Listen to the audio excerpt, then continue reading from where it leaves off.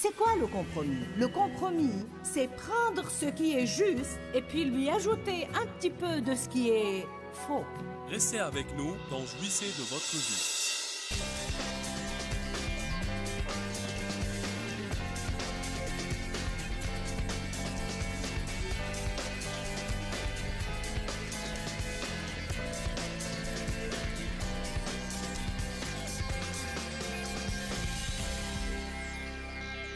Les petites choses font une grande différence dans notre vie. C'est étonnant combien de fois les gens font des compromis car ils pensent que c'est une petite chose qui n'est pas importante. Mais en fait, je crois que les petites choses sont importantes pour Dieu plus que les grandes choses. Écoutez bien, je crois que c'est la façon dont nous traitons les petites choses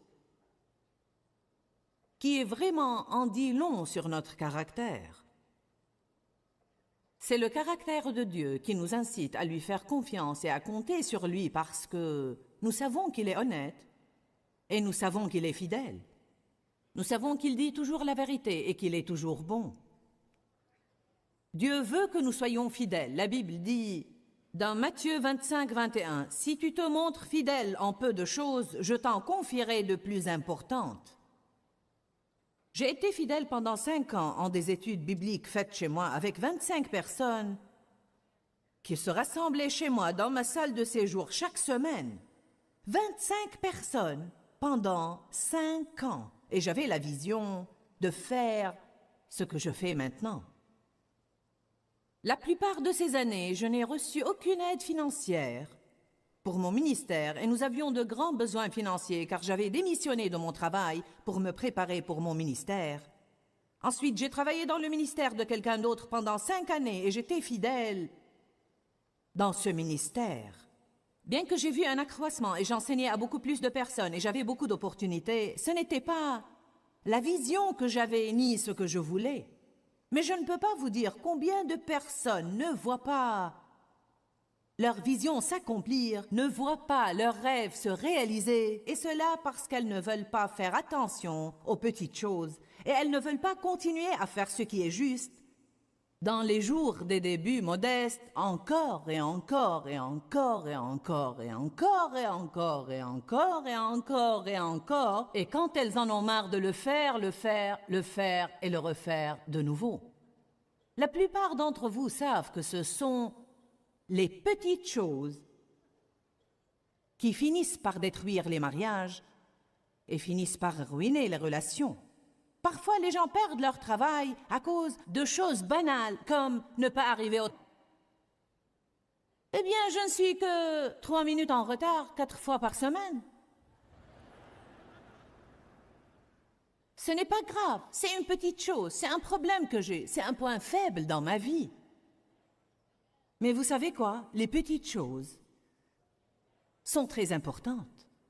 Les petites choses. Je ne peux vous dire pendant combien d'années dans ma vie, Dieu m'a confronté au sujet des petites choses et vous avez entendu quelques-unes de mes histoires à propos de rendre le caddie à sa place et de ne pas tricher au bon d'achat. Et je ne vais pas vous raconter ces histoires, mais Dieu m'a vraiment formé pour ce que je fais maintenant à travers les petites choses. Un jour, j'étais sur mon chemin vers la pharmacie pour acheter quelque chose. Et j'ai vu un centime dans la boue. Je lui ai donné un coup de pied et j'ai continué mon chemin. Dieu m'a parlé en disant, « Si tu ramasses les centimes, tu seras un jour une millionnaire. » J'étais tellement loin d'être une millionnaire que je n'arrivais pas à écrire ce mot. Mais j'ai vu un principe. Et c'est que si vous ne faites pas attention aux petites choses, vous ne prospérerez jamais.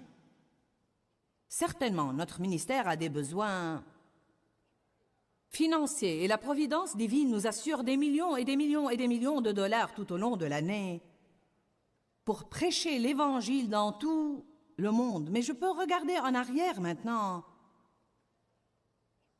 et à la condition dans laquelle ma vie était quand Dieu m'a dit ça.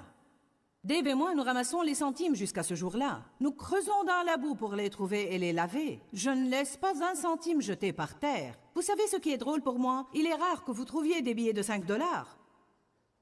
Vraiment, vous ne trouvez même pas des pièces de 20 centimes. Parfois, vous trouvez des pièces de 5 centimes. Mais c'est étonnant combien de personnes ne prennent pas la peine de ramasser des centimes. Ce n'est qu'un centime. Je veux que vous sachiez que si vous ne faites pas attention aux petites choses, Dieu ne vous confiera jamais de plus importantes choses. Dieu veut que son peuple règne. Il veut que son peuple occupe un poste de responsabilité.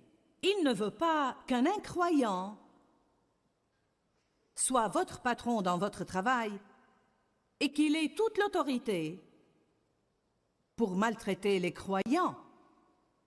Il veut que son peuple ait l'autorité. Vous savez, c'est vraiment pathétique combien de personnes qui sont chrétiennes ne font pas attention aux petites choses. En tant que chrétien, vous ne devez pas rester au travail et naviguer sur Internet alors que vous êtes payé pour travailler. Vous n'êtes pas payé pour jouer.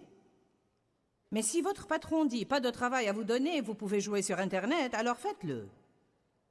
Mais vous êtes payé pour travailler et vous n'êtes pas censé faire des choses en secret que vous ne feriez pas au vu et au su de tout le monde. Le patron arrive. Nous ferions mieux de reprendre le travail. Allez maintenant. Je pourrais dire plus de choses, mais je voudrais commencer par une histoire. Peut-être que vous l'avez lue, nous l'avons publiée dans notre magazine. Sinon, je veux que vous l'écoutiez bien. Nous parlons du compromis et cette petite histoire est intitulée des Brownies avec une différence. Après la tragédie qui a résulté du manque d'implication des parents dans l'éducation des enfants, beaucoup de parents font de leur mieux pour expliquer à leurs enfants pourquoi il n'est pas acceptable de faire entrer chez eux certains jeux vidéo, musique, films et livres pour les regarder ou écouter. Un des parents a trouvé une idée très originale qu'on ne pourrait pas réfuter. Il a écouté les raisons que ses enfants ont présentées pour qu'ils leur permettent de voir un film avec leurs acteurs préférés et que tout le monde allait voir. C'est une des excuses les plus boiteuses que les chrétiens trouvent. Tout le monde fait ça. Même des membres de l'Église ont dit que le film était superbe et qu'il nécessitait un accord parental seulement à cause de suggestions sexuelles. En fait, on ne montre rien. Le langage était décent, assez bon, et on n'a blasphémé le nom du Seigneur que 3 fois. Les effets visuels étaient fabuleux et l'intrigue était pleine d'action. Oui, c'est vrai, il y avait une seule scène dans laquelle un bâtiment habité a explosé, mais la violence n'était pas exagérée et il n'y avait rien de grave. Ce n'était pas vraiment mal, papa et maman. Même avec toutes ces explications, le père ne cédait pas. Il ne leur a même pas expliqué pourquoi il disait non. Il leur a juste dit non. Je sais très bien que dès que je parle de films, probablement la moitié d'entre vous se sentent coupables. Et d'autres se sentent condamnés car nous pouvons avoir cette attitude. Si vous ne regardez pas n'importe quoi, il ne vous restera rien à regarder. Tout d'abord, je préfère ne rien regarder que de regarder n'importe quoi, mais vous pouvez prendre certaines mesures.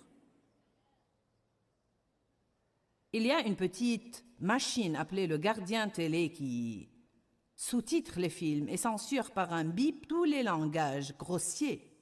C'est pour commencer. Allez maintenant. Nous avons trouvé une compagnie sur le web qui réalise le montage des films de cinéma en censurant tout ce qui est mauvais. Et je vous dis, même s'il n'y a pas des scènes de séduction et des scènes de nudité, même s'il n'y a pas des mots grossiers, ceci ne gâche pas le film. Amen. Je vous dis, faites de votre mieux pour essayer de garder les choses pures autant que possible, que votre âme ne soit pas la poubelle du diable. Combien d'entre vous croient que ce que vous mettez en vous influera sur vous? Allez, dites-moi, est-ce que vous croyez vraiment cela? Je sais que parfois les gens n'aiment pas que les prédicateurs se mêlent de leurs affaires de cette façon. Mais vraiment, nous devons donner des sermons sur la sainteté et la vie juste.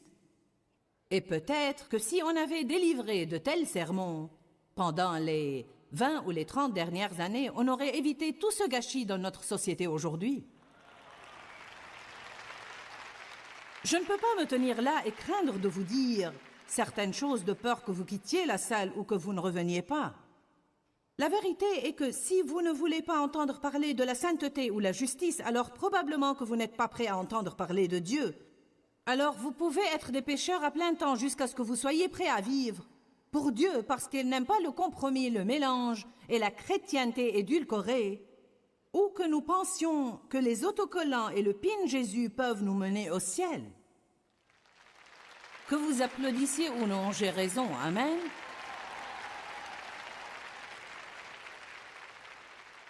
Écoutez, la sainteté est récompensée. Il y a une récompense pour la sainteté. Il est merveilleux d'être content des décisions que vous prenez. Il est merveilleux d'être content des choix que vous faites. Il est horrible de faire des choses que votre conscience vous condamnera pour les avoir faites et continuer à les faire même si vous vous sentez coupable. Ne vivez pas comme ça. Ce n'est pas une façon de vivre. Même après les explications, les enfants voulaient regarder le film et le père refusait. Après quelque temps, le même père a demandé à ses enfants s'ils voulaient des brownies qu'il avait préparés. Et il a dit qu'il les a préparés suivant leur recette préférée et qu'il a ajouté un nouvel ingrédient. Et quand ils ont demandé ce que c'était, il les a regardés et répondu qu'il avait ajouté un ingrédient spécial, un peu de crotte de chien. Je n'ai mis qu'une petite quantité. Et tous les autres ingrédients sont gastronomiques. J'ai fait vraiment attention de les cuire à une température précise et pendant une durée exacte. Je suis sûre que ces brownies vont être super. Même après qu'il leur a expliqué tout ça, les enfants ne voulaient pas prendre même une bouchée. Le père a fait semblant qu'il a été surpris. Il n'y a qu'un seul ingrédient qui pourrait être un problème et il se trouve en petite quantité. Vous ne le remarquerez même pas. Il ne vous dérangera même pas parce qu'il existe en petite quantité. Je ne crois même pas que vous en sentirez le goût parce que j'en ai mis à peine. Malgré ces explications données par le père, les enfants étaient toujours résolus et ont dit « Nous n'allons pas manger les brownies ».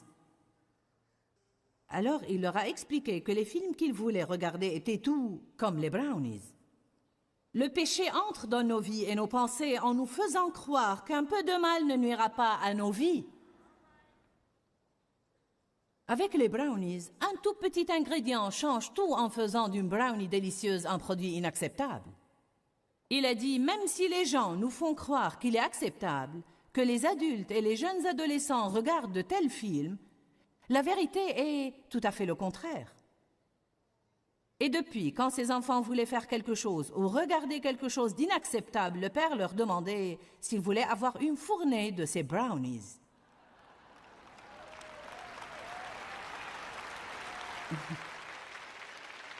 Je voudrais juste dire, je ne vous dis pas quoi regarder ou ne pas regarder. Chacun a ses propres convictions à cet égard, mais je vous dis le suivant. Ne péchez pas contre votre conscience pour qui que ce soit, ni pour faire partie d'un groupe, ni parce que vous connaissez d'autres personnes qui le font. Menez une vie sans compromis. C'est quoi le compromis? Le compromis veut dire savoir ce qui est juste et décider consciemment de baisser un peu la barre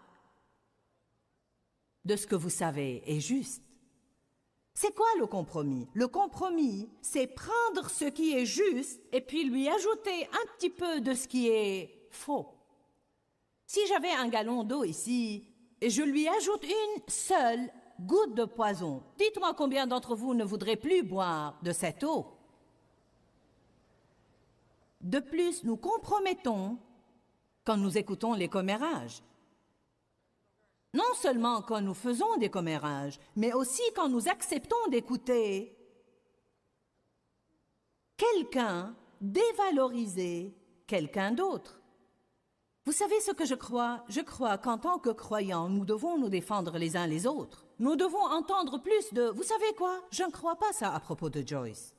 Je ne crois pas ça à propos de mon pasteur. Je ne crois pas ça. La Bible dit que toute affaire soit décidée sur la déposition de 2 ou 3 témoins fiables. Je vais vous dire quelque chose. Celui qui parle de tout le monde n'est pas fiable et il va certainement parler de vous. Je vous assure que s'il parle des autres, alors il parlera de vous. Dès que j'entends quelqu'un faire des commérages, je sais tout de suite que je ne veux pas qu'il soit un ami à moi. Galates 5, verset 9 dit « Un peu de levain fait lever toute la pâte ». Un peu de compromis peut avoir un effet négatif sur tout ce que nous faisons. Beaucoup de personnes gâchent toute leur vie à cause de petits compromis. Le Cantique des Cantiques dit « Ce sont les petits renards qui ravagent les vignes ». Et Matthieu a dit « Si tu te montres fidèle en peu de choses, je te confierai un jour des choses plus importantes ».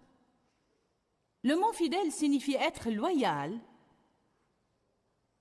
et être ferme en tenant aux promesses et aux décisions que vous avez faites, remplir toutes vos fonctions, être consciencieux, fidèle à toutes les normes, avoir une adhésion inébranlable aux personnes, aux choses et aux engagements. Il y a des choses qui sont importantes pour Dieu et qui ne sont pas importantes pour nous, car Ésaïe 55, 9 dit « Autant les cieux sont élevés au-dessus de la terre, autant mes voix sont élevées au-dessus de vos voix et mes pensées au-dessus de vos pensées. » Je pourrais penser, c'est une chose banale qui n'a pas d'importance, mais selon Dieu, cette chose pourrait être plus importante que ce que je juge très important. Alléluia.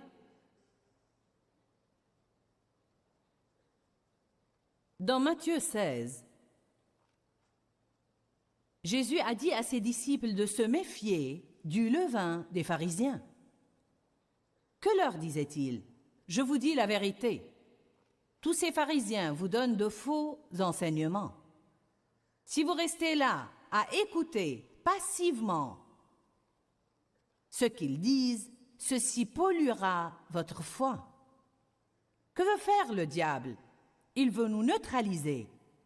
Il veut mettre tellement de choses négatives dans notre vie que les choses positives que nous apprenons ne nous feront aucun bien. Il veut nous réduire à zéro en neutralisant le positif par le négatif. Mais Dieu veut que nous soyons purs. Qui verra Dieu? Celui qui a le cœur pur. Qui verra Dieu? Celui qui a les mains innocentes et le cœur pur. Dieu ne veut pas un mélange. Les Israélites sont sortis de l'esclavage et ils avaient une multitude de races et de peuples avec eux. Et chaque fois qu'ils faisaient face à un problème, ils consultaient ces incroyants et ils voulaient en fin de compte retourner en Égypte. Vous feriez mieux de faire attention qui vous fréquentez et il en est de même pour moi. Parce que les gens ont une grande influence sur notre vie, sur notre foi, notre attitude, ce que nous disons et ce que nous pensons. Amen. Allez à Galates 2, 11.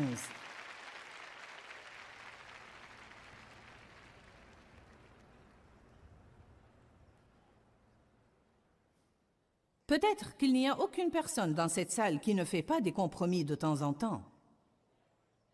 Nous avons tous besoin d'entendre parfois un tel message. Car vous savez quoi? Il y a dans la Bible un mot que nous ne devons jamais oublier, et c'est le mot « excellence ». Nous servons un Dieu excellent, et il veut que nous soyons un peuple excellent. En fait, il y a beaucoup de médiocrité chez le peuple de Dieu, des gens qui feraient n'importe quoi pour sortir de leurs problèmes. Beaucoup de gens aujourd'hui disent qu'ils veulent faire certaines choses et ils ne les font pas. Beaucoup de gens aujourd'hui vont d'une église à une autre et ils ne veulent pas s'engager dans une seule église. Vous savez pourquoi? Parce qu'ils veulent se lever tous les dimanches et faire ce qu'ils ont envie de faire. Allez maintenant, vous êtes silencieux. À quelle église vous allez? Je vais ici et là, et parfois je vais là-bas, et parfois je vais autre part. Vous savez, les gens ne veulent pas être responsables.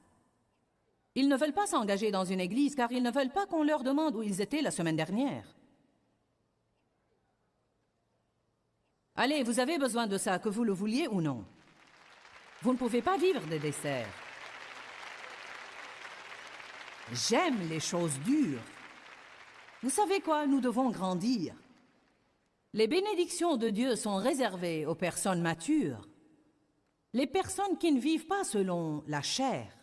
Nous ne pouvons pas vivre selon nos émotions et faire ce que nous voulons et faire ce que les autres font. C'est vrai que nous sommes dans le monde, mais nous ne sommes pas censés agir comme le monde. Nous devons être assez courageux pour prendre position.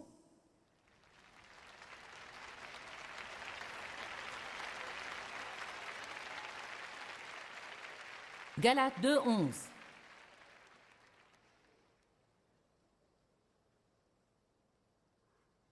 Mais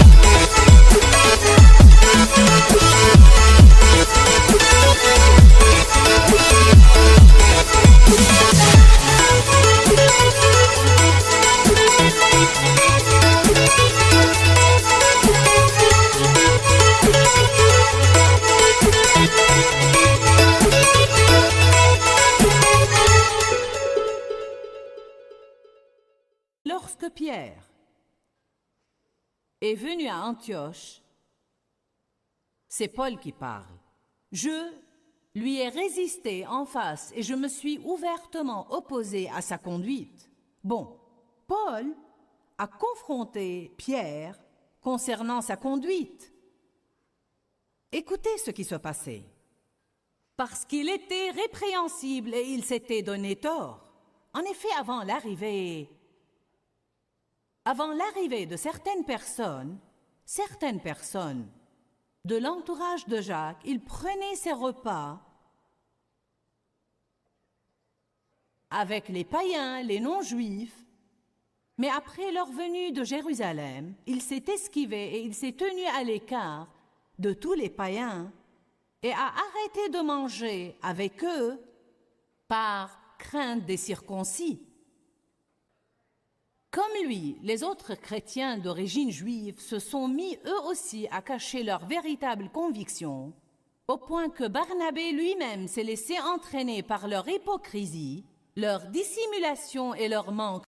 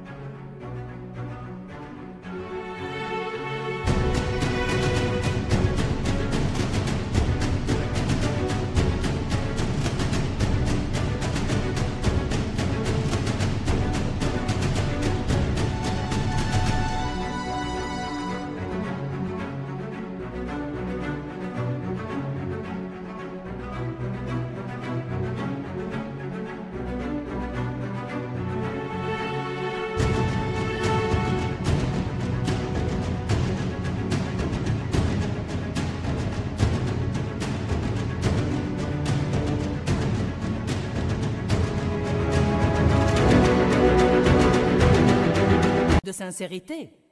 Mais quand j'ai vu qu'il ne marchait pas droit, j'aime beaucoup ce mot. Selon la vérité de l'Évangile, j'ai dit à Pierre, devant les frères présents, devant tout le monde, « Toi qui es d'origine juive, tu vis comme les païens et non à la juive. » Parce que vous comprenez, Jésus est mort pour tout le monde. Je crois qu'une des choses dont chacun d'entre nous doit se rappeler tous les jours de notre vie est que nous ne devons pas compromettre et que nous devons faire attention aux petites choses dans notre vie. Je crois vraiment que la façon dont la personne voit les petites choses en dit long sur son caractère. Si nous croyons que nous pouvons ignorer les petites choses sans en subir les conséquences, alors je crois que ça montre que nous ne sommes pas diligents. Je veux vous encourager aujourd'hui à faire attention aux petites choses, aux attitudes qui sont fausses, aux pensées qui sont peut-être fausses, aux choses que vous dites aux gens et qui pourraient blesser leurs sentiments, même les petits amertumes et ressentiments qui pénètrent dans nos cœurs et nous pensons « ce n'est pas grave, cette personne a vraiment blessé mes sentiments et elle me maltraite alors, j'ai le droit de me mettre en colère contre elle ». Je vais vous dire quelque chose, plus nous cherchons à vivre dans la sainteté et plus nous sommes prêts à faire tout pour faire plaisir au Seigneur, plus nous serons heureux, plus nous aurons la paix et plus le Seigneur pourra nous bénir dans notre vie. Quand, Seigneur, quand? Dans ce livret, Joyce Meyer vous apprend à faire confiance au temps de Dieu. Pour obtenir ce livret gratuitement, écrivez-nous à Joyce Meyer, boîte postale 40095-6300, Larnaca, Chypre. Ou bien visitez notre site web www.joycemeyer.org/fr.